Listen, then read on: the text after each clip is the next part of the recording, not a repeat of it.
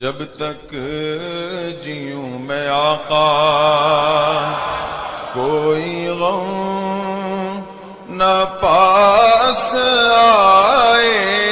یہاں بات ہو رہی ہے قائدون کی، جو بیٹھے رہتے۔ علامہ اقبال کا ایک شعر ہے، ہاتھ پر ہاتھ دھرے منتظر فردا ہو، یعنی وہ اشارہ کر رہے ہیں کہ تم ہاتھ پر ہاتھ دھر کے بیٹھے ہو، ہاتھ پر ہاتھ دھر کے بیٹھے ہو اور کل کا انتظار کر رہے ہو کہ خود بخود شاید ہماری حالت بدل جائے۔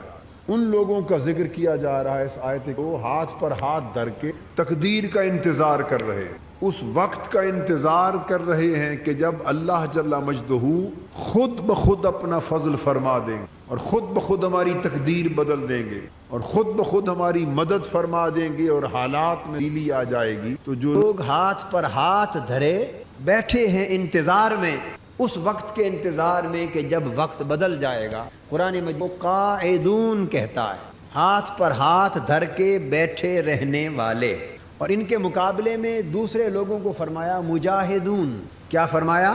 جہاد کے لیے کھڑے ہونے والے۔ قائدون ہاتھ پر ہاتھ دھر کے آرام سے بیٹھے رہنے والے اور حالات کے بدلنے کے لیے کوشش نہ کرنے والے، ان کو قرآن مجید نے کہا قائد۔ اور اس کے مقابلے میں مجاہدون، حالات بدلنے کے لیے جہاد کی خاطر اٹھ کھڑا ہونے والے۔ تو اب یاد کر لیں آج کی بات کہ یہ دو طبقے بیان ہوئے ہیں آیت نمبر 95 میں سورہ نساء کی۔ اب ارشاد ہو رہا ہے لا یستوی القائدون من المؤمنین غیر اولی الضرر۔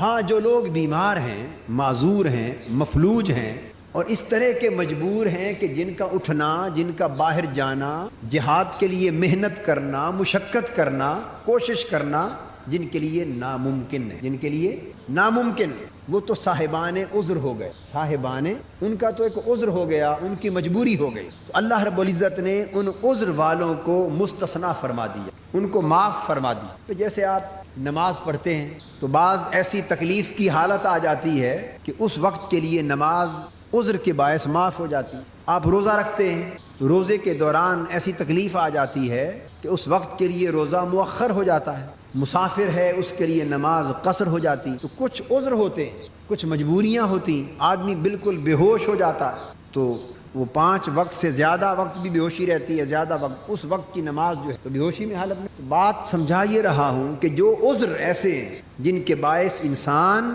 اللہ کے دین کے لیے اور جہاد کے لیے اور حالات کو بدلنے کے لیے اٹھ نہ سکے، نکل نہ سکے، ایسی مجبوری، وہ معذور معاف ہے، وہ معذور۔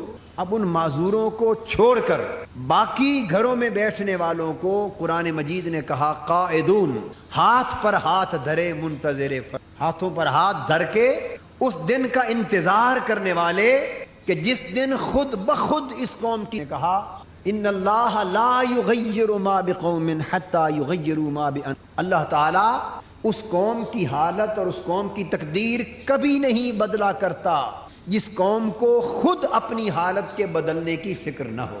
اس کو بھی علامہ اقبال نے اس شعر میں بیان کیا ہے، خدا نے آج تک اس قوم کی حالت نہیں بدلی، نہ ہو جس کو خیال خود اپنی حالت کے بدلنے۔ تو جن لوگوں کا ذکر ان مقامات پہ آیا انہیں یہاں قرآن مجید نے القائد کیا کہا؟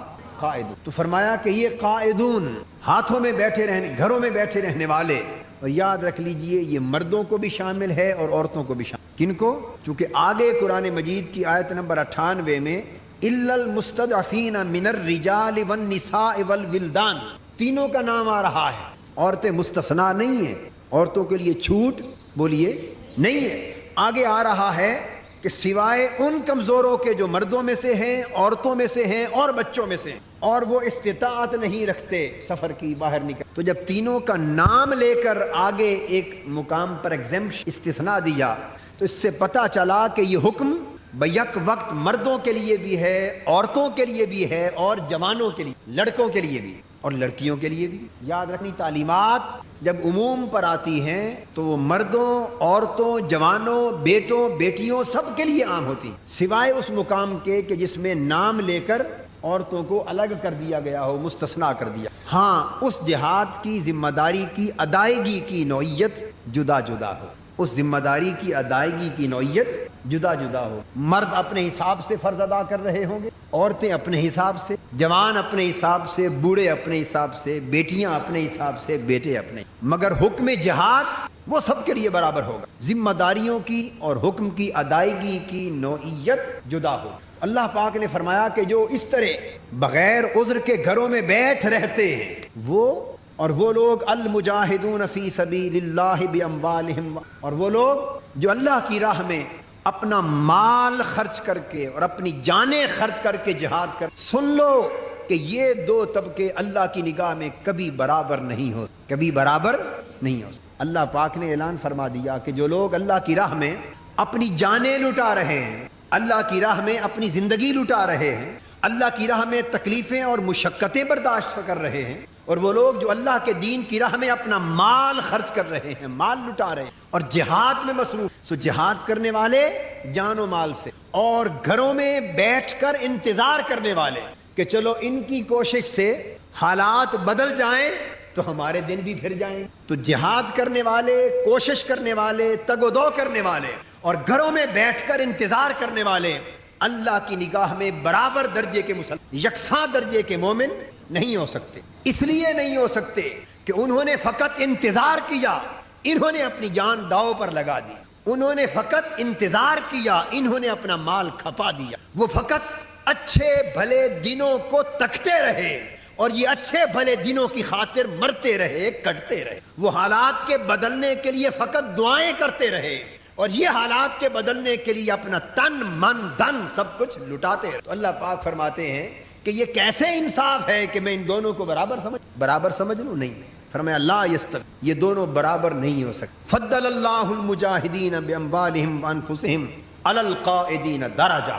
اللہ پاک اپنا فیصلہ صادر فرما رہے ہیں کہ جنہوں نے جہاد کیا، اللہ کی راہ میں اپنا مال لٹایا، اللہ کے دین پر اپنا مال لٹایا، اللہ کے دین کو سر بلند کرنے کے لیے اپنا مال خرچ کیا، اللہ کے دین کو سر بلند کے لیے اپنی جان لٹائی، اپنی محنت کی، اپنی مشقت کی، تگ و دو کی، یہ لوگ یقیناً اللہ کی نگاہ میں گھروں میں بیٹھنے والوں سے بلند تر اور بلند ترین درجہ رکھ. ان کے درجے بلند ہیں، ان کی قدر و منزلت اونچی ہے، ان کی قدر و منزلت اونچی.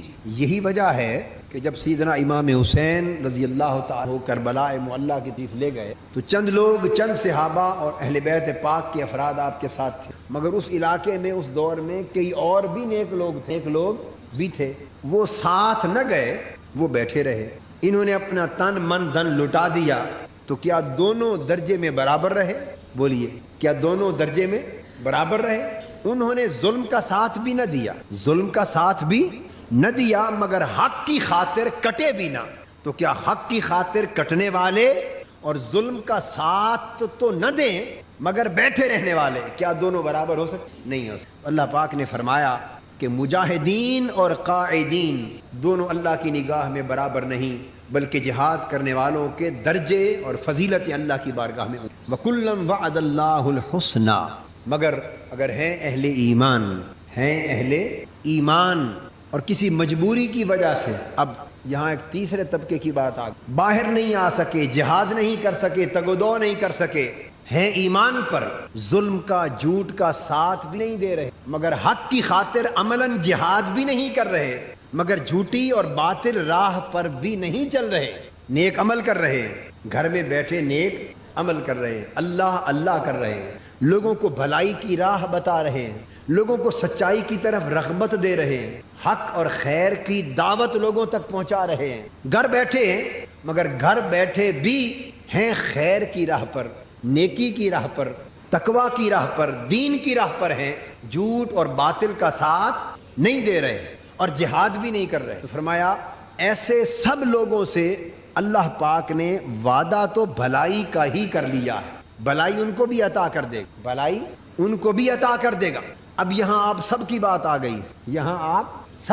آ گئی، کہ آپ میں سے وہ خواتین، آپ میں سے وہ مرد اور ہمارے وہ بھائی، وہ بہنیں، وہ بیٹے بیٹیاں، وہ جوان، وہ بوڑھے، وہ بیویاں جو کسی مجبوری کی وجہ سے خود جانی اور مالی جہاد میں شریک نہیں ہو سکتے، ان کی مجبوریاں کھل کر تگ و دو نہیں کر سکتے. اب آپ کا مسئلہ آ گیا کہ نہیں، کئی بہنوں کا مسئلہ آ گیا نا کہ ہمارا دل تو بہت چاہتا ہے کہ ہم کھل کر اللہ کے دین کو سر بلند کرنے کے لیے مشقت کریں، مجاہدہ کریں، تگ و دو کریں، مگر کچھ ایسی مجبوریاں آ رہے ہیں کہ ہم وہ کچھ کر نہیں. تو دل میں آرزو ہے مگر کچھ مجبوریاں ان کو باندھے ہوئے ہیں. سو ان مجبوریوں میں جکڑے ہوئے ہونے کے باعث اپنے گھر بیٹھے جہاں بھی بیٹھے ہیں کسی نہ کسی طور پہ حق کی بات آگے پہنچاتے رہتے ہیں، اگلے کانوں تک حق کا پیغام پہنچاتے رہتے ہیں، تقویٰ کی بات پر عمل کرتے ہیں اور تقویٰ کی بات آگے نیکی کی بات پر عمل کرتے ہیں اور نیکی کی بات کا پیغام دیتے رہتے ہیں. اس خیر کو اپنی زندگی اور اپنے کردار میں خیر کو عملاً نافذ کرتے ہیں اور یہی خیر دعوت اور تبلیغ کے طور پہ آگے لوگوں تک پہنچاتے رہتے ہیں. دو باتیں، ایک ہے خیر اور نیکی پر خود عمل کرنا، اور جو شخص خیر، نیکی اور تقویٰ پہ خود عمل نہیں کرتا اور دوسرے کو تقویٰ اور نیکی پر عمل کرنے کی بات کرتا ہے، یہ عمل تو ہے ہی سرے سے منافقت. یہ عمل منافقت ہے. لما تقولون ما لا تفعلون، یعنی جب آپ کی اپنی بیٹیوں کی شادی کا وقت آئے، اپنی بیٹیوں کی شادی کا وقت آئے تو آپ ڈیمانڈ کریں اس گھر میں رشتہ دیں گے جس گھر کا بیٹا بڑا افسر ہو، کسٹم میں لگا ہوا ہو، انکم ٹیکس میں ہو، ایسے ایسے محکمے میں ہو جہاں سے خوب پیسے آئیں، مالدار گھرانہ ہو. یا جب آپ کے بیٹے، اور اس سے بڑھ کر یہ جب آپ کے بیٹے کی شادی کا وقت آئے تو آپ نخرے کریں اور یہ کہیں کہ بہو تو اس گھر سے لائیں گے جو کوٹھی بھی لائے، جو کار بھی لائے، جو اتنا جہیز بھی لائے، اتنے لاکھ روپے بھی لائے، اتنی خوبصورت بھی ہو، اتنی مالدار بھی ہو. بیٹا بے شک اس لائق ہو یا نہ ہو، بیٹے کا منہ نہیں دیکھنا، بیٹے کا منہ نہیں دیکھنا. بہو اس گھر سے لائیں گے جو ساتھ اتنا مال لائے. تو شادی آپ دراصل اپنی بیٹی کی اس لڑکے سے نہیں کر رہے، آپ اس مال و دولت سے کرنا چاہتے ہیں. تو جب آپ اپنی بیٹی کے بیاہنے کا وقت آئے تو اس وقت مال کے پجاری بن جائیں، اور جب اپنی بیٹیوں کو بیاہ لیں اور دوسروں کا وقت آئے تو وہاں بیٹھ کے تنقیدیں کریں، ہاں بیٹھ کر، اور معاشرے پر تنقید کریں. دیکھو جی بڑا ظلم ہے معاشرے میں، کیا کریں. بیٹی کا رشتہ لیتا ہی کوئی نہیں اس لیے کہ ہم غریب ہیں، جہیز نہیں دے سکتے، مال و دولت نہیں دے سکتے، دروازے پر بیٹی بیٹھی، بیٹی والوں کو پوچھتا ہی کوئی نہیں. معاشرے پر یوں تنقید کریں، اور جب آپ کی بیٹی کی شادی کا وقت آئے تو آپ کی نظر داماد سے بڑھ کر مال و دولت پر. تو یہ کھلی منافقت ہے. معاشرے سے اس طرح برائیوں کا خاتمہ نہیں ہو سکتا. یہ بھی جہاد کا ایک راستہ ہے.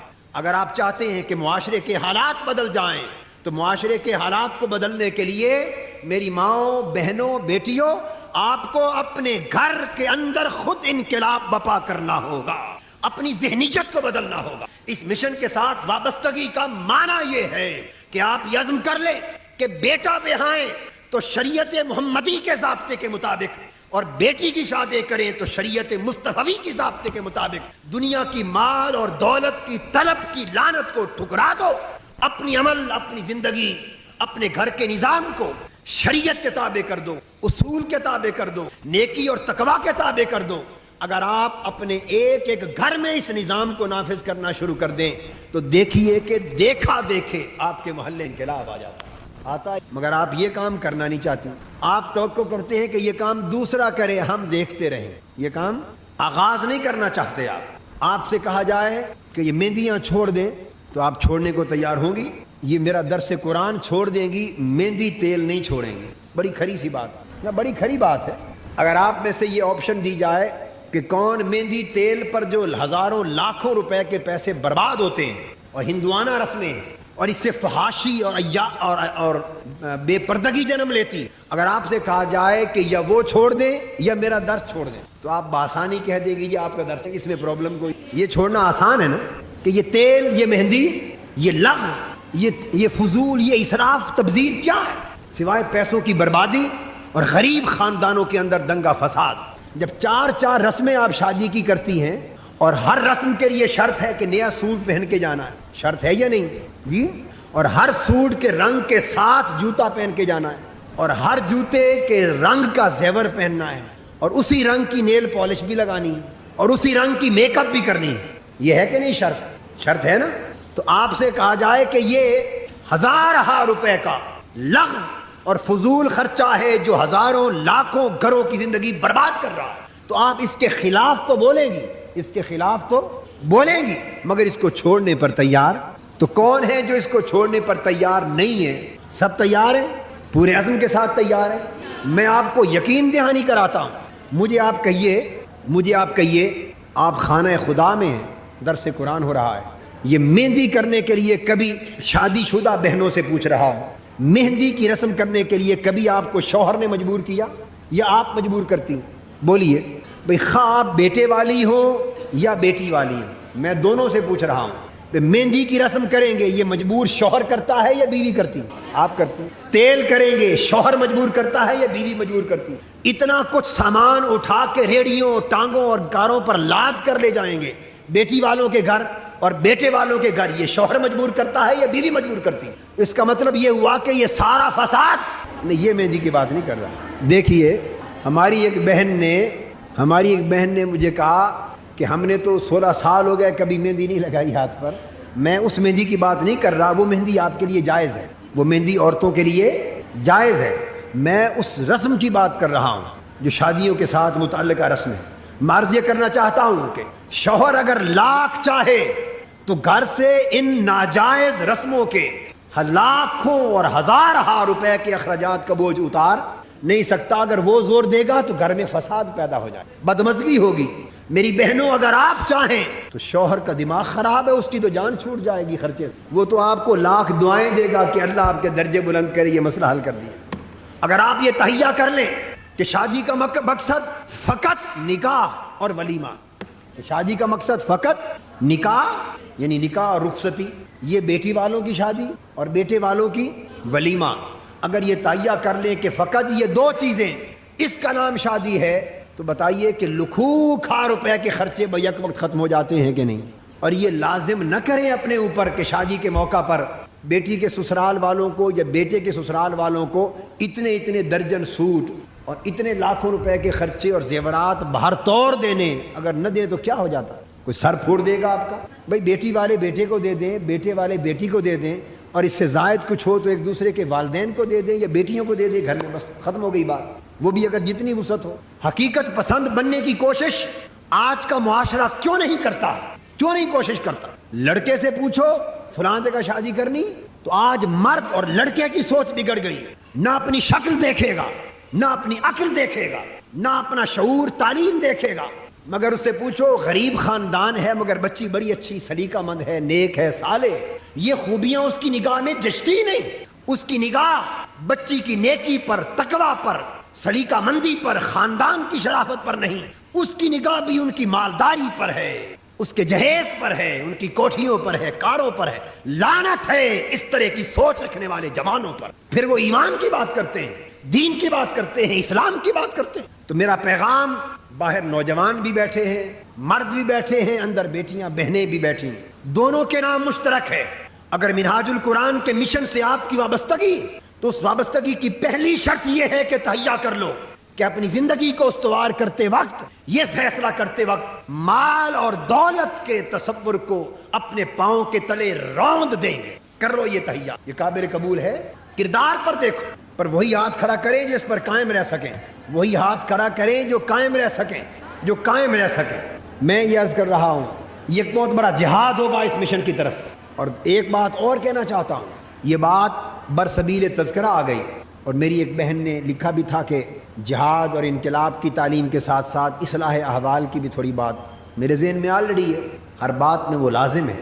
تو میں اس ضمن میں ایک اور کہنا چاہتا ہوں بات، وہ یہ ہے کہ ایک اگر یہ تہیہ کر لیں آپ آپس میں کہ مال و دولت کا حرص اور لالچ، اس لعنت کو دل سے نکال پھینکیں، اور دوسرا تہیہ یہ کر لیں کہ کوشش کریں یہ رشتہ داری جو آپ کی مشن کے حوالے سے آپس میں بنتی، منہاج القرآن سے وابستہ ہونے سے، پاکستان عوامی تحریک سے وابستہ ہونے پر، اور مصطفی انقلاب سے وابستہ ہونے پر، اس مرکز کے تعلق سے وابستہ ہونے پر جو رشتہ داری قائم ہوتی ہے، یہ رشتہ داری خون کی رشتہ داری سے بھی بلند بالا اور پاکیزہ تر رشتہ، تو یہ تعلق اللہ کے لیے ہے، یہ الحب فی اللہ ہے، یہ الحب اللہ کے لیے محبت ہے۔ تو میں آپ کو ترغیب دینا چاہتا ہوں کہ کوشش کریں کہ آپس کی رشتہ داریاں، اس دینی رشتہ داری کو اگلی رشتہ داری کے ساتھ منسلک کرنے کی کوشش، جن کے ہاں بیٹیاں ہوں اور ادھر کسی بہن اور ماں کے پاس بیٹا ہو، اس کے اندر یہ درد ہونا چاہیے کہ میرے مشن کا وابستہ گھر ہے، میں اپنے بیٹے کو ادھر بیاہ کر ان کی بیٹھی ہوئی ہے جوان بیٹی، ان کا بوجھ اتار دوں،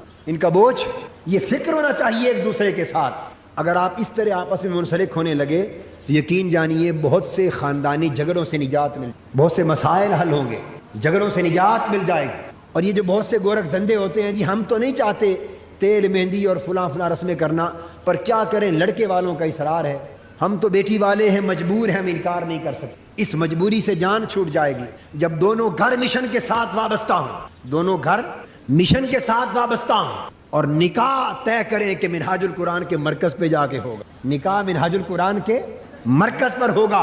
اور اگر میں یہاں ہوں، موجود ہوں، تو جب اطلاع دیں یہاں مرکز پہ نکاح ہو، میں اس محفل نکاح میں شریک ہونے کو بھی تیار ہوں، خود تیار ہوں۔ اس انداز سے جب آپ روش زندگی کو بدلیں تو پھر یہ تعلق صرف درس قرآن کی حد تک زندگی کا اس مشن سے منسلک نہ ہوگا، بلکہ آپ کی پوری زندگی کا رخ بدل کے رکھ دے گا، روش زندگی بدل جائے گی، روش زندگی بدل جائے گی۔ تو آئیے یہ تہیا کریں کہ دین فقط رسم نہ بن جائے، دین فقط ایک نعرہ نہ بن جائے، دین فقط زندگی کا ایک گوشہ نہ بن جائے، بلکہ دین پوری کی پوری زندگی پر چھا جائے، پوری کی پوری زندگی کی جہت کو بدل ڈالے، پوری کی پوری زندگی کی سمت کو بدل ڈالے، اور پوری کی پوری زندگی کا رنگ اور ڈنگ بدل ڈالے۔ یا ایھا الذین آمنوا ادخلوا فی السلم کافہ، اے ایمان والو اگر اسلام میں داخل ہونا ہے تو پھر سارے کے سارے داخل ہو جاؤ۔ یہ مطلب کیا ہوا کہ زندگی کے کچھ حصوں پر کفر کا رنگ ہو، کچھ پر منافقت کا رنگ ہو، اور کچھ پر اسلام کا، دو رنگی چھوڑ دے یک رنگ ہو، سراسر موم یا پھر سنگ ہو۔ تو جب آپ اپنی پوری زندگی اسلام کے تابع کر دیتے اور زندگی کے ہر گوشے پر اسلام کا رنگ چڑھا دیتے ہیں، اور مشن آپ کے انگ انگ میں رچ بس جاتا ہے، مشن آپ کے خون کے رگ و ریشے میں رچ بس جاتا ہے، اور خون کی طرح گردش کرنے لگتا ہے، آپ کی سوچ مشن کے تابع، آپ کا فکر مشن کے تابع، اٹھنا مشن کے تابع، بیٹھنا مشن کے تابع، سونا جاگنا مشن کے تابع، کھانا پینا مشن کے تابع، حتیٰ کہ جینا مرنا مشن کے تابع، آپ کی دوستی مشن کے تابع، دشمنی مشن کے تابع، حتیٰ کہ رشتہ داریاں مشن کے تابع۔ پھر دیکھیے کہ آپ کی زندگی میں اللہ پاک کیا برکتیں لاتا۔ آپ کو کئی بار پریشانیاں ہوتی ہیں، رشتوں کی تلاش میں ایسے گھر رشتہ کر بیٹھے، اس گھر کے لوگ آپ کے مشن کے دشمن، آپ کے ادارے کو، تحریک کو، مشن کو گالیاں دیتے ہیں، اب آپ آگے آگ ہے پیچھے دیوار، مصیبت میں پھنس جاتے ہیں۔ یہ سب اچھے گھروں کی، یعنی مال والے گھروں کی تلاش کا دھندا ہے۔ اگر آپ اس سے بالا ہو جائیں اور آپ نے مشن کا ایک غریب گھر نظر آ جائے، ایک غریب گھرانہ جو کٹیا میں رہتا ہو مگر ہے آقا دو جہاں صلی اللہ علیہ وسلم سے محبت کرنے، ہے اس دین سے مشن کرنے والا، محبت اس مشن سے محبت کرنے والا، آپ کا تعلق بھی مشن سے ہے، وہ کٹیا قبول کر لے، اللہ اس محبت کی برکت سے اس کٹیا کو ایک وقت آئے گا محل میں بدل دے گا، آپ کے دلوں کو راحت ہوگی، آپ کی روحوں کو سکون ہوگا، اور یہ تعلق اس دیواجی زندگی کو جنت میں بدل کے رکھ دے۔ تو میں نے آپ کو دو پیغام دیے ہیں۔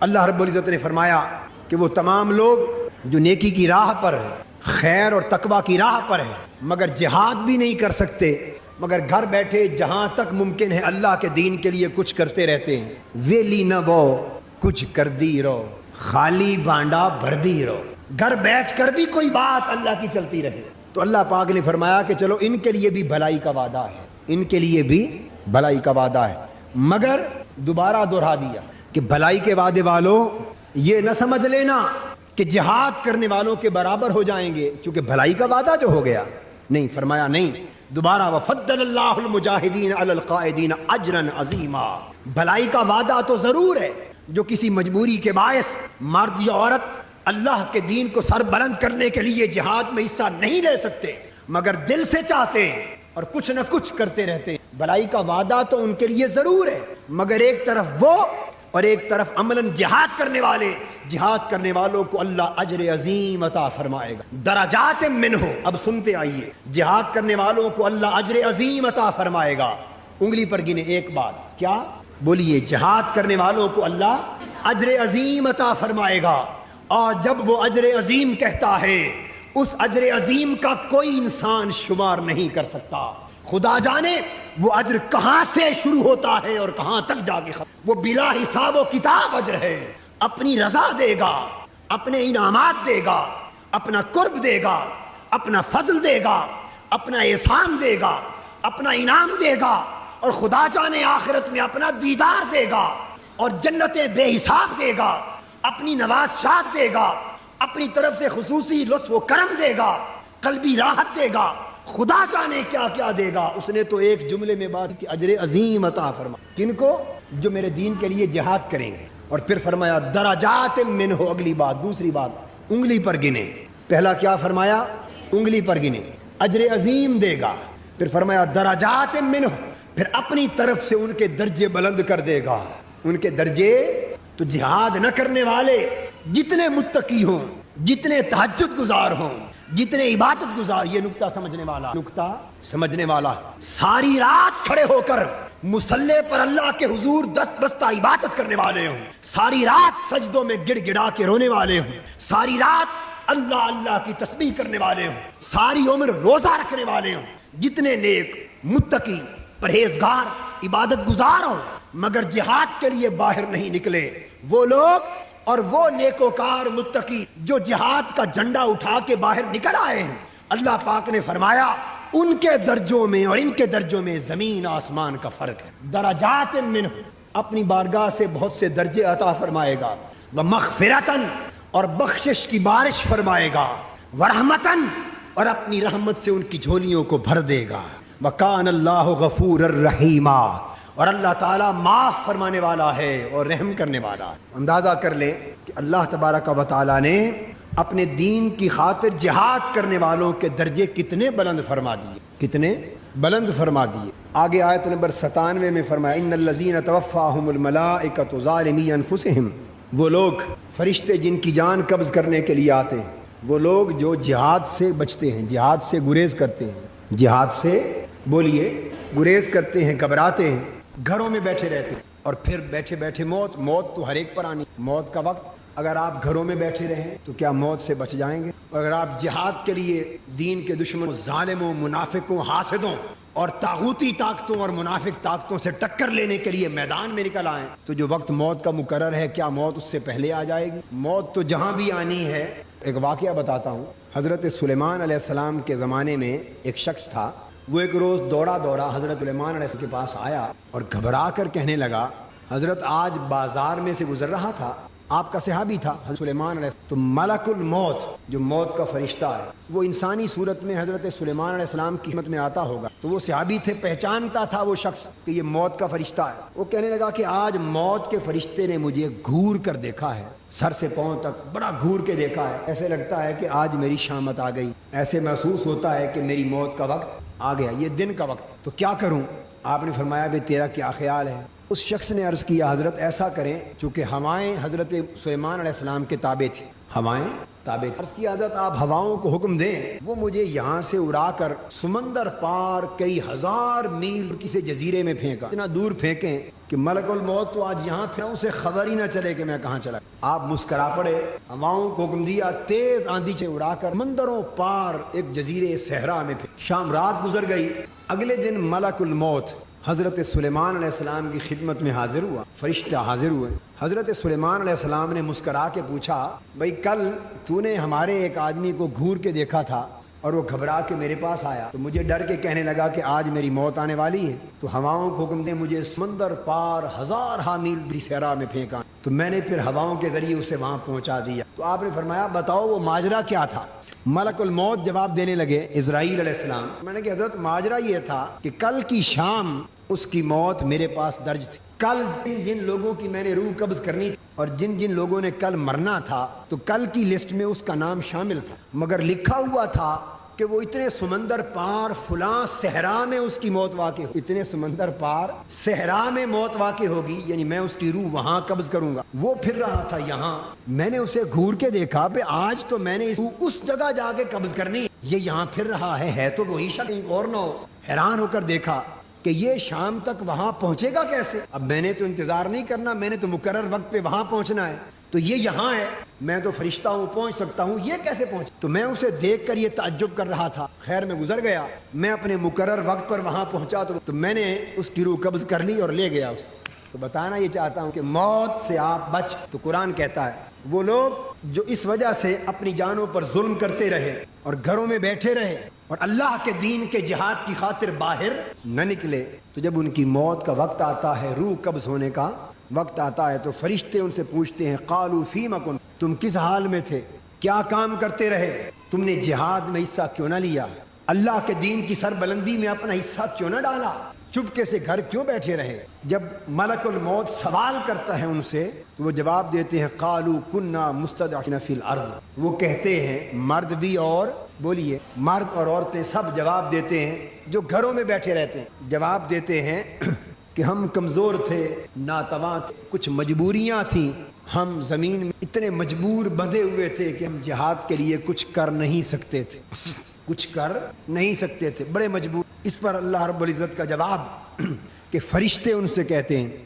الم تکن ارض اللہ واسع، اگر تم ایک جگہ کمزور تھے، مجبور تھے، تو کیا اللہ کی زمین وسیع نہ تھی؟ اللہ کی زمین وسیع، یہ بات ہو رہی ہے اس دور کی جب ہجرت فرض کی گئی تھی، ہجرت مسلمانوں پر، جہاد فرض کیا گیا، اور جہاد کے ساتھ جو لوگ جہاد میں حصہ لینے قابل نہ تھے ان کے لیے ہجرت فرض کی گئی۔ تو جہاد اور ہجرت کے فرض ہونے کے اس دور کی بات ہو رہی ہے۔ وہ انہیں جواب دیتے ہیں کہ اگر تم کمزور تھے، زمین میں کچھ کرنے کے قابل نہ تھے، تو الم تکن ارض اللہ واسعہ، کہ اللہ کی زمین وسیع، جس زمین میں تم کمزور تھے تم اس زمین کو چھوڑ کر کسی ایسی زمین پر چلے جاتے جہاں جہاد کرنے، ہجرت کر جاتے، گھر بار چھوڑ جاتے، وطن چھوڑ جاتے، کسی ایسے خطہ زمین میں جا کر آباد ہو جاتے جہاں تمہیں جہاد کرنے میں کوئی رکاوٹ نہ ہو، اللہ کے دین کے لیے، اللہ کے دین کے دشمنوں سے جنگ لڑنے میں کوئی رکاوٹ نہ ہوتی، جہاں تم آزادانہ طور پر اپنا تن من دھن لٹا سکتے، وہاں چلے جاتے۔ جیسے کچھ لوگوں نے اللہ کے دین کی خاطر حضور علیہ الصلوۃ والسلام کے ساتھ ہجرت کر لی، مکہ اپنا وطن، اپنا گھر بار، اپنا مال و دولت، تجارت، کاروبار سب کچھ چھوڑ کر بالکل بے دست و پا، بے سر و سامان کے عالم حضور علیہ الصلوۃ والسلام کے ساتھ ہجرت کر، ان لوگوں کی بات ہو رہی، فرمایا فتہاجروا فیھا، تم اپنے گھروں اور اپنے شہروں میں بے دست و پا، مجبور اور بے بس ہو کر کیوں بیٹھے رہے؟ اگر تم یہاں اس پوزیشن میں نہ تھے تو اللہ کے دین کے لیے اگر تم یہاں جہاد نہ کر سکتے تھے تو تم ہجرت کیوں نہ کر لی؟ فرمایا فاولئک مأواہم جہنم، ذرا دیکھیے حکم کیسا ہے اس دور میں جہاد و ہجرت کی بات۔ اب کا حوالہ ابھی عرض کرتا ہوں کہ اس حکم کا فائدہ اب کیا ہے، حکم کا تعلق اب کی آج کی، مگر دیکھیے حکم جہاد اترا تو کتنا شدید، اور گھر بار چھوڑ کے ہجرت کرنے کا حکم آیا سخت۔ فرمایا وہ لوگ جنہوں نے اللہ کے دین کے لیے نہ تو اپنا تن من دھن لٹایا،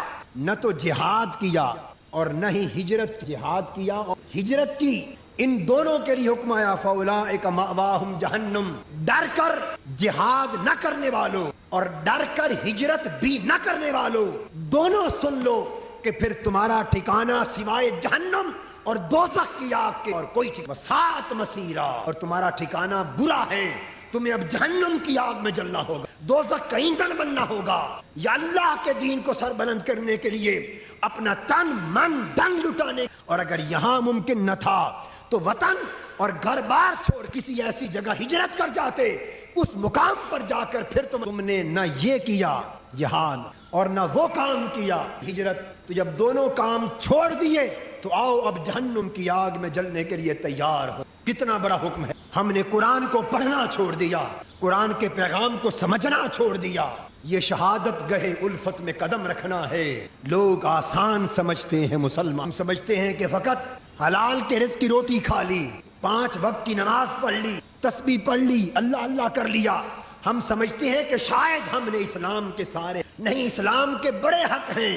جب اسلام محکوم ہو، اسلام پر ظلم ہو رہا ہو، اللہ کے دین سے بغاوت ہو رہی ہو، اللہ کے دین سے منافقت ہو رہی، اللہ کے دین کا نظام جب سرزمین پر نافذ نہ ہو، ظالم طاقتیں اللہ کے دین کا مذاق اڑا رہی ہوں، اللہ کی مخلوق پر ظلم ہو رہا ہو، تو مسلمانوں پھر بڑے حق ہو، ذمہ داریاں بڑھ جاتی، فرائض بڑھ جاتے، ان فرائض کی بجاوری خواہ کسی بھی صورت میں کرو، مگر اس بجاوری۔ تو آج اس جہاد اور ہجرت کا حکم ہمارے لیے کیا ہوگا؟ تو بعض صورتوں میں جہاد اور ہجرت کا حکم اسی طرح قائم اور دائم، افغانستان میں جیسے آج افغانستان میں ہوا کہ جو لوگ اس قابل تھے انہوں نے جہاد کیا، جو جہاد کے قابل نہ تھے وہ ہجرت کر گئے، جو اس قابل ہیں وہ کشمیر میں جہاد کر رہے، جو اس قابل نہیں وہ ہجرت کر گئے، جہاد و ہجرت کا حکم آج بھی مگر رہ گیا ہمارے جس میں ہم رہ رہے ہیں، اس میں بھی جہاد اور ہجرت کا حکم ہے، مگر سمجھ لیں اس کی شکل مختلف ہے۔ جہاد کرو، اپنا مال اس تحریک پر خرچ کرو جو تحریک اللہ کے دین کو سربلند کرنے کے لیے میدان، اس مشن پر خرچ کرو جو اللہ کے دین کی عظمت اور تمکنت کے لیے میدان کارزار میں ہے، اس کام پر خرچ کرو جس مشن کے لیے مصطفی انقلاب کا سورج طلوع ہونے، اپنا تن من دھن، اپنی دعوت، اپنی تبلیغ، اپنی زبان، اپنے قدم، اپنا جسم، اپنی دعائیں، اپنی صبحیں، اپنی شامیں، جو کچھ ہو سکے مصطفی انقلاب اور دین اسلام کی سربلندی کے مشن کے لیے جو کچھ ہو سکے خرچ کرو۔ یہ جہاد، جو کچھ ہو سکے خرچ کرو، یہ بولیے جہاد ہے۔ گھر میں بیٹھے خرچ کرو۔ اور ہجرت کا معنی کیا ہے کہ جتنا وقت گھر سے باہر نکل کر اس پیغام کو گھر گھر پہنچانے کے لیے دے سکو، آج کے دور میں یہی تمہاری ہجرت کہ گھر سے نکلو۔ آج میرے بھائیوں اور میری بہنوں، میری ماں، میری بیٹیوں، جوانوں، بوڑھوں، اللہ کا دین آج گھر بیٹھے رہنے سے سربلند نہیں، فقط گھر مصلوں پر فقط نمازیں پڑھتے رہنے سے آج اللہ کا غالب نہیں ہو سکتا۔ جہاد اور ہجرت کی سنت کو، جہاد سنت کو آج اپنے طریقے کے مطابق پھر سے زندہ کرنا ہوگا۔ جہاد کا مطلب تو سمجھ میں آ گیا کہ جو جان کھپا سکے آج جان، جو وقت دے سکے وقت دے دے، جو تکلیفیں اٹھا سکے کے لیے تکلیفیں اٹھائے، جو جتنا مال خرچ کرے وہ مال خرچ کرے۔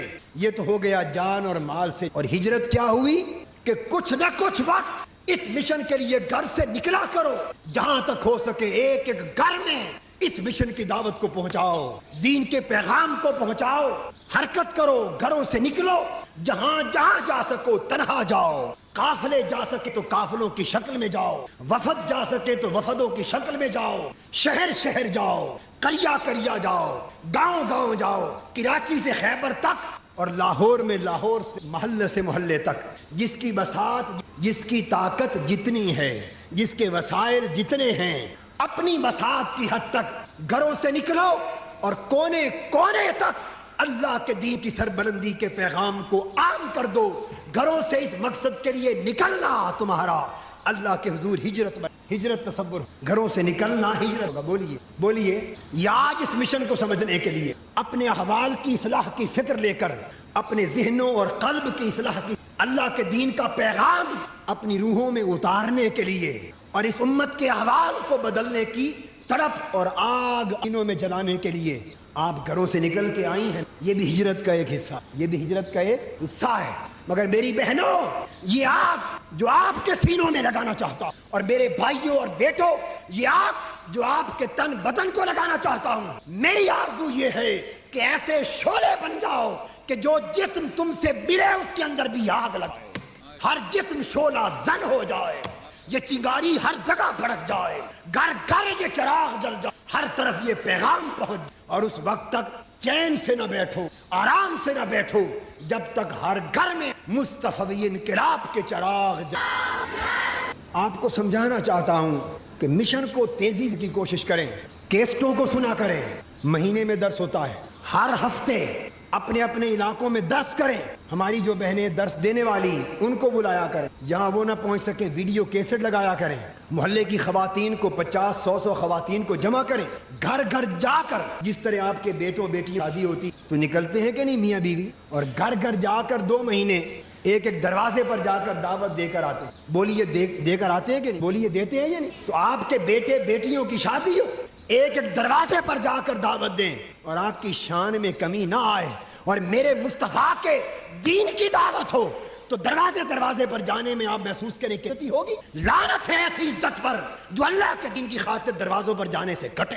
دروازے دروازے پر جانا دین مصطفیٰ کی خاطر، اللہ کے دین کی خاطر، اس سے عزت گھٹتی بلکہ بلند ہوتی ہے۔ اپنے بچوں کے لیے کم مگر دین کے لیے زیادہ جایا۔ عرض کرنا چاہتا ہوں کہ اللہ یہ دین کا پیغام لے کر محلوں میں جائیں، علاقوں میں جائیں، کالونیز میں جائیں، ہر ہفتے اجتماع کریں۔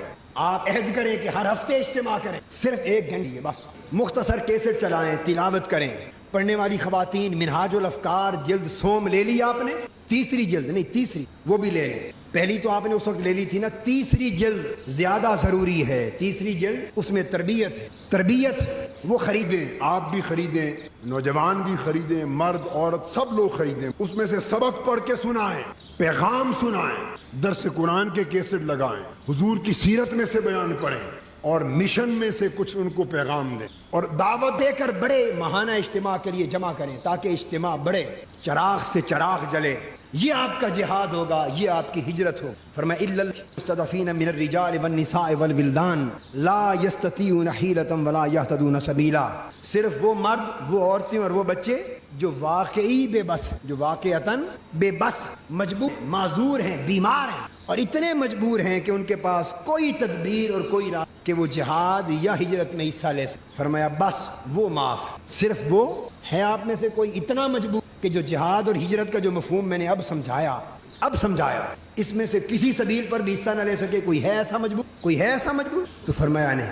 جب ہر ایک کسی نہ کسی سبیل میں اللہ کے دین کی راہ میں جہاد یا ہجرت میں حصہ، تو اسے اپنی بساط کے مطابق اپنا فرض انجام دینا ہو. فَأُولَٰئِكَ عَسَى اللَّهُ أَن يَعْفُوَ عَنْهُمْ. وہ جو بالکل مجبور ہیں، بالکل مجبور. ارے کوئی حضرت بلال سے بھی بڑھ کر مجبور ہوگا جن کو ان کا یہودی مالک آگ کی طرح تپتے ہوئے انگاروں پر ننگی پشت کے ساتھ لٹا کر کوڑے مارتا تھا اور کہتا تھا کہ اپنا رب کا نام لینا بند کر دو. تو حضرت بلال کا جسم تپتے ہوئے انگاروں پر تڑپتا اور بے ساختہ عشق کی آگ میں بھنا ہوا بلال چیخ چیخ کر کہتا احد احد احد. اس سے بڑی بھی ہوگی مگر یہ ہمارے ایمان کی کمزوریاں. فرمایا وکان اللہ عفوا غفورا.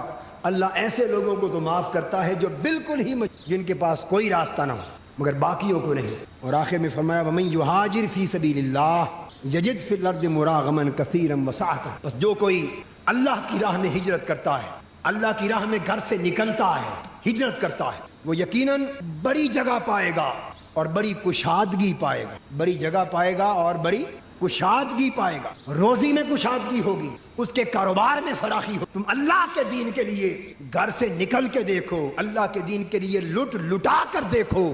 دیکھو اللہ کس طرح کشادگیاں اتارتا ہے، مراغمن کثیرہ، کس طرح اللہ پاک نعمتیں اتارتا ہے، ایسی کشادگیاں وسعتیں اتارتا ہے. روزی، کاروبار اور تجارت میں وسعتاً کشادگی کاروبار میں دیتا ہے، کمی نہیں آتی بلکہ اضافہ ہوتا چلا. وَمَن يَخْرُجْ مِن بَيْتِهِ. بس جو کوئی اپنے گھر سے نکلے، جو کوئی اپنے گھر سے نکلے، مہاجراً الی اللہ ورسولہ، اللہ کی طرف ہجرت کرنے والا بن کر اور اللہ کے رسول کی طرف ہجرت کرنے والا بن کر، یعنی جس کی منزل سفر اللہ کی رضا ہو اور مصطفیٰ کا دین، جو اللہ کے لیے گھر سے، جو دین مصطفیٰ کے لیے گھر سے نکل پڑے، جو اللہ اور اللہ کے رسول کو منانے کے لیے گھر بار اور تن من دن لٹاتا ہوا پڑے. ثم یدرکہ الموت. اور راستے میں اسے موت آ جائے، راستے میں اسے اپنا کام پورا نہ کر سکے، کام پورا اپنی منزل تک پہنچ بھی نہ سکے، راستے میں ہی موت آ جائے. اللہ فرماتے فقط واقع اجرہ علی اللہ. اس کا سفر اللہ کے ہاں پورا ہو گیا، اس کی ہجرت پوری ہو گئی، اس کا جہاد پورا ہو گیا، اس کا اجر مکمل ہو گیا. سفر نامکمل کیا تھا مگر اس سفر کی موت نے، اس کے مرنے نے اس کے سفر کو مکمل اللہ کے. وکان اللہ غفور الرحیم. اور اللہ پاک معاف فرمانے والا ہے اور رحم. آج ہم سورہ نساء کی 95 نمبر آیت سے 100 نمبر آیت تک کے بیان کو ختم، اور اللہ رب العزت کے حضور امید کرتے ہیں کہ آج آپ کو جہاد، ہجرت کا وہ مفہوم جو عہد رسالت مآب صلی اللہ علیہ وآلہ وسلم میں تھا، اور وہ مفہوم جو آج بعض علاقوں جیسے افغانستان اور کشمیر اور بعض ایسے علاقوں کی مثال دی کہ جہاں جہاد کرنا فرض ہے یا ہجرت کرنا فرض ہے. جب ہم نے ان کو مجرم نہیں سمجھا، غیروں کو وہیں سے ہمت ملی اور انہوں نے انہی کے فارمولے کو اپنا کے آج ہمارے خلاف سازشیں کرنا شروع کی، ہمارے مذہب کے خلاف بولنا شروع کیا. اب آج ہمیں احساس ہو رہا ہے، مگر چونکہ انصاف کے پیمانے ہمارے ٹھیک نہیں تھے، نتیجہ یہ ہوا کہ اللہ کی تائید اور غیبی مدد ہمارے ساتھ اب نہیں ہے. اللہ اکبر. کیونکہ گویا رب تبارک و تعالی ہمیں یہ سبق دے رہا ہے، یہ تنبیہ کر رہا ہے کہ میں تمہاری مدد کیوں کروں. کل داڑھی رکھنے والا اگر میری اور میرے رسول کی توہین کر رہا تھا تو کل تک تم خاموش تھے، اب اگر غیر کر رہا ہے اور توہین بھی کر رہا ہے اور توہین کے ساتھ تم پہ ظلم بھی کر رہا ہے تو اب تم مجھے پکار رہے ہو، مجھے مدد کے لیے آواز دے رہے ہو، تو پھر میں تمہاری مدد کروں تو کیوں کروں۔ اللہ اکبر۔ آج مزارات توڑی جا رہی ہے، مگر یہ سلسلہ شروع کس نے کیا تھا؟ کل تک جب داعش جیسی تنظیمیں مزاروں اور قبروں کو ڈھا رہی تھی اور ہمارے سنی علماء اس پر احتجاج کر رہے تھے تو ہماری قوم کہتی تھی کہ ارے یار یہ مولوی کیا باتیں کرتے ہیں۔ اللہ اکبر۔ کل مزارات پہ بم رکھے جا رہے تھے، جس وقت محمد ابن عبد الوہاب نجدی نے 1924 کے اندر، اس سے پہلے جب سعودیہ پہ قبضہ کیا اور 1924 میں محمد ابن عبد الوہاب نجدی کو تھیوری کو اپلائی کیا گیا زمین پر، آپ کو حیرانی ہوگی کہ تقریباً 7000 مساجد ڈھائی گئی تھی۔ اللہ اکبر، اللہ اکبر۔ اور اسے مسجد کیوں ڈھائی گئی تھی؟ محمد ابن عبد الوہاب نجدی کے ماننے والوں نے ان مساجدوں کو کیوں ڈھایا تھا؟ اس کی صرف سبب یہ تھا کہ انہوں نے کہا کہ یہ مسجد اس لیے یہاں نماز نہیں ہو سکتی، یہ مسجد نہیں بلکہ شرک اڈے، کہ یہ صحابہ کے نام سے منسوب ہے، یہاں پر نماز پڑھنے کے تعلق سے لوگوں کا یہ اعتقاد ہے کہ یہ برکت والی مسجد ہے یا ثواب زیادہ ملے گا، لہذا ایسی تمام چیزوں کو ہم زمین پر قائم نہیں رہنے دیں گے۔ 7000 کے قریب مسجدوں کو ڈھایا گیا تھا، اور مزارات کی تو کوئی لیمٹ ہی نہیں ہے کہ کتنے قبرستان اور کتنے مزارات اجاڑ دیے گئے۔ صرف اس سے اندازہ لگا لیجئے کہ جنت البقیع شریف جو ڈھایا گیا اس کے متعلق ہمارے علماء کہتے ہیں کہ 60,000 صحابہ کرام جنت البقیع میں مدفون ہیں۔ اللہ اکبر۔ مگر ان قبروں پر، جنت البقیع کے ان مزاروں پر سب سے پہلے بلڈوزر کس نے چلایا تھا؟ یہ بلڈوزر تھیوری آئی کہاں سے آتے؟ اللہ اللہ اللہ اللہ، کیا بات ہے، کیا بات ہے۔ یہ نجدیوں نے چلایا تھا سب سے پہلے۔ اللہ اکبر، اللہ اکبر۔ اور اس وقت ہماری کیفیت کیا تھی؟ ہم اپنے منہ میں دہی جما کے بیٹھے ہوئے تھے، ہم تو ان سے رشتہ داریاں کر رہے تھے، تعلقات قائم کر رہے تھے، ہم تو ان کو مسلمان کہہ رہے تھے۔ ہمیں اپنے بزرگوں سے زیادہ ان کے اس ماربل کے فرش کو دیکھ کر خوشی ہو رہی تھی کہ ہم سعودیہ جاتے تھے، حج کے لیے ہم کہتے تھے کتنا اچھا انتظام ہے، مسجد نبوی کا فرش کتنا اچھا لگا رکھا ہے انہوں نے، کتنا ٹھنڈے پانی کا انتظام کیا ہوا ہے، کتنی اچھی بہترین جانمازیں بچھا رکھی ہے، ماربل کا فرش بنا رکھا ہے انہوں نے، در و دیوار کو کتنا سجا رکھا ہے۔ لیکن خدا کی قسم ہمارے عقیدت کے مرکز یہ ہے، لیکن اس سے کئی بڑھ کر گنا اور کئی گنا زیادہ جو ہمارے عقیدت کے مرکز تھے وہ صحابہ کرام تھے جو رسول اللہ کے صحبت یافتہ تھے،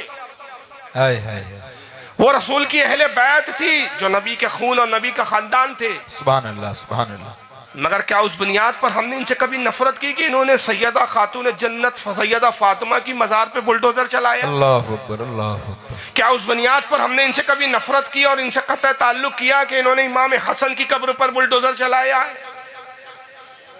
جلیل القدر صاحب کی قبروں پر انہوں نے بلڈوزر چلوایا؟ ہمیں اس وقت احساس نہیں تھا، بلکہ جو علماء اس طرح کی اس وقت تقریریں اور خطابات کرتے تھے، ہماری اپنی قوم کے لوگ کہتے تھے یار یہ مولوی نفرت کی باتیں کرتے ہیں، اللہ اکبر۔ محبت کی بات کرنی چاہیے، نماز پر بات کیجئے، روزے پر بات کیجئے۔ اس وقت ہماری اپنی حالت شتر مرغ کی طرح تھی جو اپنے آپ کو ریت میں ڈال لیتا ہے، سر کو ریت میں چھپاتا ہے، اور جب کچھ اسے نظر نہیں آتا تو سمجھتا ہے کہ میں محفوظ ہوں۔ اللہ اکبر۔ لیکن جب آج ہمارے اپنے گھروں پر بلڈوزر چل رہے تب ہمیں احساس ہوتا ہے کہ بلڈوزر چلنا ہوتا کیا۔ اللہ اکبر، اللہ اکبر۔ کاش اگر ہم نے اس وقت اپنے بزرگوں کی مزاروں پہ چلنے والے بلڈوزروں کا درد محسوس کیا ہوتا تو آج ہم محفوظ ہوتے۔ بے شک، بے شک، حق ہے۔ آج ایسے لوگ ہم پر مسلط نہیں ہوتے کہ جو آج ہمارا گھر اجاڑ رہے ہوتے۔ اور آج بھی کیا یہ سلسلہ رک گیا ہے؟ آج بھی جب حالات پر فتن ہے تو ہمارے ہاں بہت بار بیچ بیچ میں کچھ آوازیں اٹھتی ہے کہ اتحاد ہونا چاہیے۔ میں بھی اتحاد کا دل دادا ہوں، اختلاف یقیناً پسندیدہ نہیں ہے۔ ارے ہمارے ہاں کے بزرگ حضور حافظ ملت کا تو وہ جملہ سنہری حروفوں سے لکھنے لائق ہے، اس تعلق سے سونے کے پانی سے لکھنے لائق ہے، تب بھی حق ادا نہیں ہو سکتا کہ وہ نایاب جملہ ہے کہ اتحاد زندگی ہے اور اختلاف موت ہے۔ بے شک بے شک. مگر جناب عالی یہ فرقہ واریت پھیلا کر یہ مختلف فرقے، کبھی دیوبند کے نام سے فرقہ بنایا تم نے، کبھی اہل حدیث کے نام سے فرقہ بنایا تم نے، کبھی مولائی کے نام سے فرقہ بنایا، کم نیم رافضی کے نام سے فرقہ بنایا. یہ جو آپ نے فرقے بنائے یہ اتحاد کو پارا پارا کیا کس نے؟ تم نے کیا. بے شک بے شک. ہم فرقہ نہیں ہیں، ہمیں بریلوی کہہ کے فرقہ نہ کہا جائے. یاد رکھیے ہم بریلوی نہیں ہیں. تم نے یہ چڑھانے کے لیے ہمیں بریلوی کہا صرف اس نسبت پہ کہ ہم نے اعلیٰ حضرت کو اپنا امام مانا، اور اعلیٰ حضرت کا قصور صرف یہ تھا تمہاری نظر میں کہ انہوں نے ناموس رسالت کے لیے پوری زندگی داؤ پہ لگا دی. ہائے ہائے کیا بات ہے، کیا بات ہے. انہوں نے وہی عقیدوں کو سامنے پیش کیا جو 1400 سال پہلے اللہ کے رسول نے صحابہ کو دیا تھا. بے شک بے شک. انہوں نے صرف نقل کیا ہے ہائے ہائے اس مسلک کی جو صحابہ کا مسلک تھا، اس مذہب کی جو رسول کا نافذ کردہ مذہب تھا، اس کی صرف ترجمانی کی ہے اعلیٰ حضرت فاضل. سبحان اللہ سبحان اللہ. ترجمان بانی نہیں ہوتا کسی مذہب کا، وہ تو حنفی ہے. بے شک. اعلیٰ حضرت کی تو مہری پڑھو تو سمجھ میں آتا ہے کہ وہ کیا تھے. وہ فرقے کے بانی نہیں تھے، کیسے آقاؤں کا بندہ ہوا. اللہ اللہ بالے میری سرکاروں کی. ہائے ہائے ہائے سبحان اللہ سبحان اللہ. وہ تو غلامی کا اقرار کر رہے تھے، بانی ہونے کا انہوں نے دعویٰ نہیں کیا. جب مہر لگاتے تھے جس فتوے پہ تو مہری پر لکھا ہوتا تھا محمدی سنی حنفی عبد المصطفیٰ احمد رضا. ہائے ہائے ہائے سبحان اللہ سبحان اللہ. زندہ باد زندہ باد. مہری دیکھ لیتے تو ان کا نظریہ سمجھ میں آتا. اپنے آپ کو حنفی کہہ رہے ہیں، وہ کسی پانچویں مسلک کا بانی نہیں کہہ رہے. بے شک بے شک. وہ 4 مذہب ہے، یاد رکھیے. اس پر بھی دھوکہ دیا گیا کہ پانچواں مسلک کہاں سے آیا. جن لوگوں کو مسلک اور مذہب میں تمیز نہیں وہ منہ کھولتے ہیں آج کل. اللہ اللہ اللہ اللہ. بے وہ شک. 4 مذہب ہے، ہائے ہائے ہائے. یہ مسلک ہے. چاروں مذاہب کی ترجمانی کا نام مسلک اعلیٰ ہے. ہائے ہائے ہائے سبحان اللہ. نعرہ تکبیر، نعرہ رسالت، مسلک اعلیٰ حضرت، سنی حنفی کانفرنس. سبحان اللہ. مسلک اعلیٰ حضرت پر 12 مجھ سے سوال ہوئے کہ یہ ہے کیا. میں نے کہا اگر چاہوں تو اس پہ 2 گھنٹے بھی تقریر ہے. میری نیٹ پہ 2 گھنٹے تقریر بھی ہے کہ مسلک اعلیٰ کیا ہے. میں 2 گھنٹے بھی بول سکتا ہوں، 4 گھنٹے بھی بول سکتا ہوں. لیکن جب بولنے پہ آؤں تو 1 سیکنڈ میں 2 سیکنڈ میں ایسی بات بول کے گزر جاتا ہوں کہ اس سے اچھی مسلک اعلیٰ حضرت کی ترجمانی ہو ہی نہیں سکتی. اللہ اللہ اللہ. ہائے ہائے ہائے. 4 گھنٹے 5 گھنٹے کی تقریر ایک پلے میں رکھ دیجیے اور میرا یہ ایک جملہ ایک پلے میں. مسلک اعلیٰ حضرت کی اس سے اچھی ترجمانی نہیں.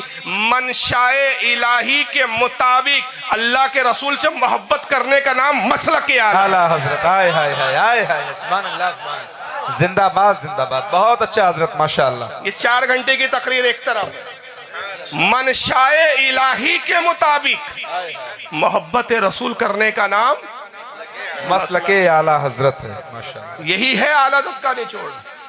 لیکن تم نے ہم کو کیا کہا؟ بریلوی. میں تو مہاراشٹریان ہوں، بریلوی کیسے ہو گیا؟ اللہ اللہ اللہ. میری پیدائش مہاراشٹر کی، میرے ماں باپ 300 سال پرانا خاندان ہے ہمارا. یوسف زئی پٹھان ہے ہم الحمدللہ. شاہجہاں کے زمانے میں افغانستان سے ہمارے آبا اور اجداد آئے، دلی سے پھر بدل کر ناگپور آئے. بلند بخش شاہ نے جب ناگپور بسایا تو اس کی فوج میں ہمارے آبا اور اجداد اس میں سپاہ گیری میں تھے. کیا بات. تو ناگپور میں تو 350 سال گزر گئے ہم کو. اس سے پہلے دلی کی تاریخ ہے ہماری کتابوں میں بھری پڑی ہے. میں اپنی بات کہہ رہا ہوں. سبحان اللہ. اعلیٰ حضرت بھی پٹھان ہے لیکن وہ بڑھچ پٹھان ہے، ہم یوسف زئی پٹھان ہے. ماشاءاللہ. قبیلہ الگ الگ ہے. آپ کے خاندان کا ایک محلہ یہاں بھی ہے یوسف زئی. اچھا ماشاءاللہ، مجھے نہیں پتا. شاہجہاں پور میں. شاہجہاں نے ہی آباد کیا تھا. جی. تو بھائی تو میں تو پیدائشی مہاراشٹر 350 سال سے پرانا خاندان ہمارا. ہم بریلی کیسے ہو گئے؟ تم نے چڑھانے کے لیے کہا ہم اہل سنت و جماعت. ہائے ہائے ہائے سبحان اللہ. لیکن تم اگر بریلوی اس نسبت سے کہہ رہے ہو کہ اعلیٰ حضرت کے ماننے والے ہمیں منظور ہے. ہائے ہائے ہائے ہائے ہائے. ارے سبحان اللہ. تم ہمیں کچوچوی بولے سبحان اللہ. کچوچوی کہہ دو کہ مخدوم اشرف کے ماننے والے ہمیں منظور ہے. کل مہروی کہہ دو کہ شال رسول اور خاندان اہل بیت کے ماننے والے ہمیں منظور ہے. کلیری کہو ہمیں منظور ہے. بغدادی کہو ہمیں منظور ہے. مدنی کہو ہمیں منظور ہے. اس لیے منظور ہے کہ ہم جانتے اگر تم بریلوی بھی کہہ رہے ہو تو یہ جنتی ہے، ان کا جنت میں جانا یقینی ہے. تم نے ہماری نسبت جنتیوں کی طرف کی، مگر جیسی ہم تمہیں وہابی کہتے ہیں چہرے کا جغرافیہ بدل جاتا ہے. جانتے ہو کہ عبدالوہاب کا ٹھکانہ جہنم ہے. سارے لوگ جواب دیں. یا رسول اللہ، مسلک اعلیٰ حضرت، زندہ باد زندہ باد، اعلیٰ حضرت۔ یا علی یا علی۔ ہم اہل سنت و جماعت ہیں، کیا کہنے زندہ باد زندہ لیکن باد۔ تم بریلوی کہتے ہو، کہتے رہو، ہمارا چہرے پہ کوئی فرق، جغرافیہ نہیں بدلتا، کوئی فرق نہیں پڑتا، خوشی ہی ہوتی ہے ہمیں، گرم اور خوشی اسی لیے ہوتی ہے کہ ہم آئے ہائے جانتے ہیں، وہ تو ہمارا امام ہی بول چکا، تیری دوزخ سے تو کچھ چھینا نہیں، اللہ اللہ اللہ، خلد میں پہنچا رضا پھر تجھ کو کیا۔ واہ واہ واہ واہ، ماشاءاللہ۔ وہاں تو یقین کامل کی منزل ہے، اور یہاں تو یہ حال ہے کہ ابھی ہی کشمکش میں۔ تھانوی صاحب سے پوچھا گیا، بات کو تشنا نہیں چھوڑوں گا، الافادۃ الیومیہ اٹھا لیجئے، کسی نے کہا یزید پر لعنت کر سکتے ہیں یا نہیں؟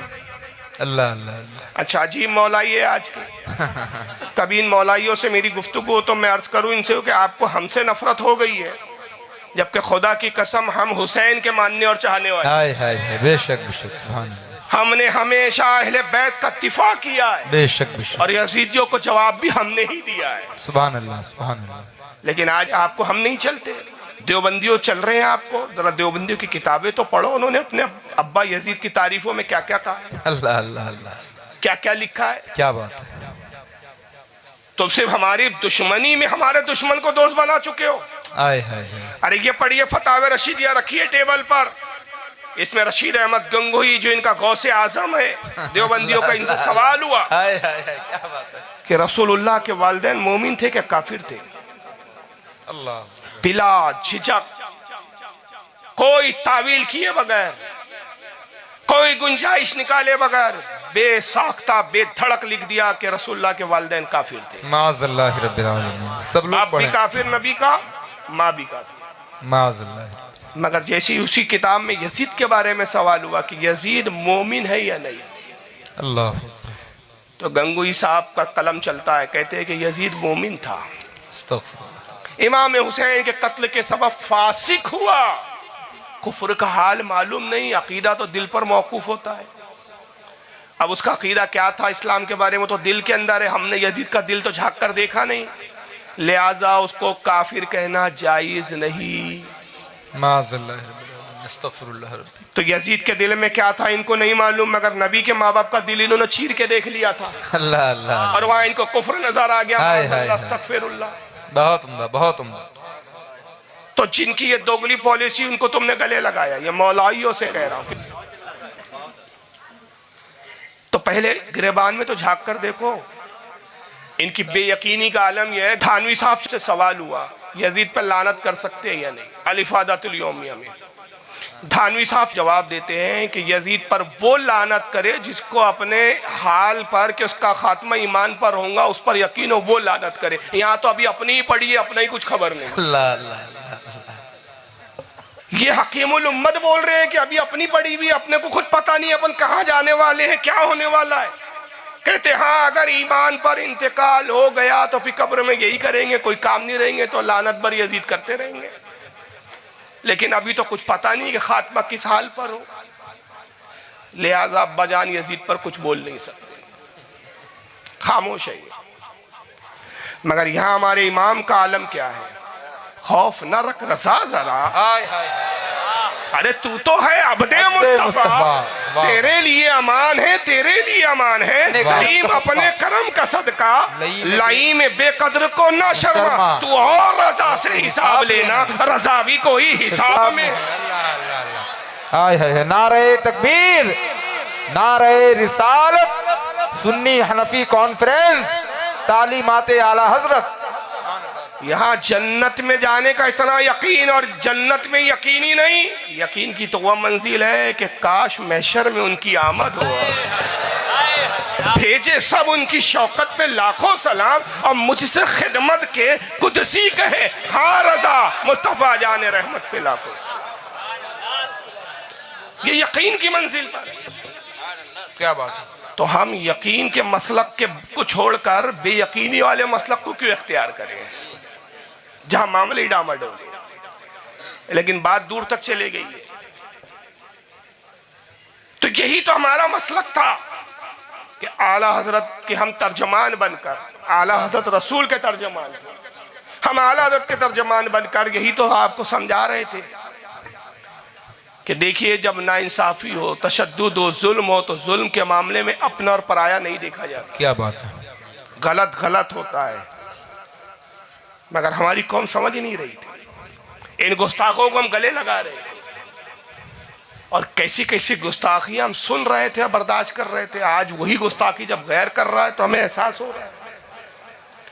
جن بزرگوں سے ہم محبت کرتے ہیں، جن کے عرس منا رہے ہیں، ان کے بارے میں ان کی رائے کیا ہے، ان کی سوچ کیا ہے.